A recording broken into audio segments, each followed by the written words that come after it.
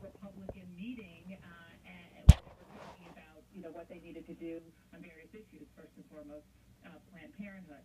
But then he made this announcement, and what he explained was that he initially only planned to be Speaker of the House for 2 terms, but decided to stay on longer after Eric Cantor, who was his deputy, he was the House Majority Leader, after he was defeated in a primary. He decided to stay on after that.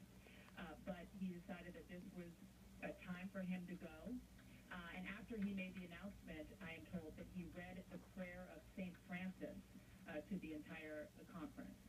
And as part of this surprising announcement to them, he did say that the moments that he had with the Pope yesterday, the fact that he really, as we've been talking about, he was able to get the Pope to speak before the United States Congress, that was a crystallizing moment, although he didn't say that he hadn't decided before yesterday. One other bit of color, I'm told, by a Republican is that his deputy, Kevin McCarthy, told this source I was speaking to that he had only found out minutes before John Boehner announced. So this was a surprise to even his top deputies. It was a very close hold, which probably isn't surprising given the fact that information tends to travel quite quickly in and around the Capitol. But, even, I'm told, Kevin McCarthy didn't know about this. And again, Kevin McCarthy is his number 2. He is the House Majority Leader. Immigration fight months ago, and it would have been a great compromise. He would be a great compromiser, but I do think Luke and Mark is right. What's coming now is he knows he has to compromise simply to keep the government open. That means cutting a deal with Nancy Pelosi, who is tough as nails. She will exact something in terms of domestic spending and even military spending, Pentagon spending, to get that short-term extension of the CR.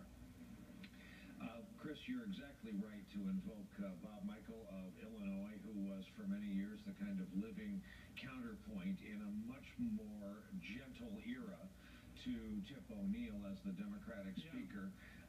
We have this for those just joining us, perhaps those viewers who are tuning in, waiting to see the Pope's address before the UN in about 5 minutes. A Boehner aide told NBC News the Speaker, quote, believes putting members through prolonged leadership turmoil would do irreparable damage to the institution.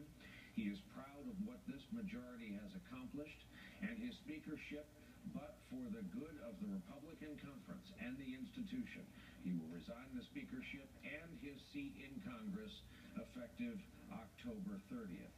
Luke Russert, as you may have heard, is with us. He's covering a different event in Washington, D.C., where you'll hear sporadic applause in the background. And Luke, bears repeating a point we talked about just a few minutes ago. Why not resign the speakership and stay in the House representing your district in Ohio? No, he's going to resign from Congress, and apologies, that was Marco Rubio here at the Value Voter Summit just making a point. I'm going to get back to Capitol Hill soon.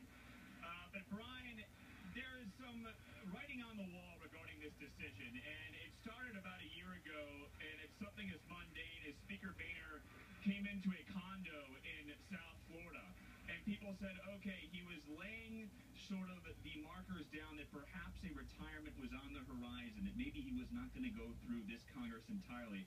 Then we heard speculation that his good friend Jeb Bush, really the only way that he would stay on as Speaker is if Jeb Bush became president and personally asked him. I don't think the press corps who follows him day in and day out like I do is entirely surprised that he's going to decide to leave after this Congress. I think the timing is very consequential, and there will be a lot of speculation about how much the bishop has to do with this. I'm told that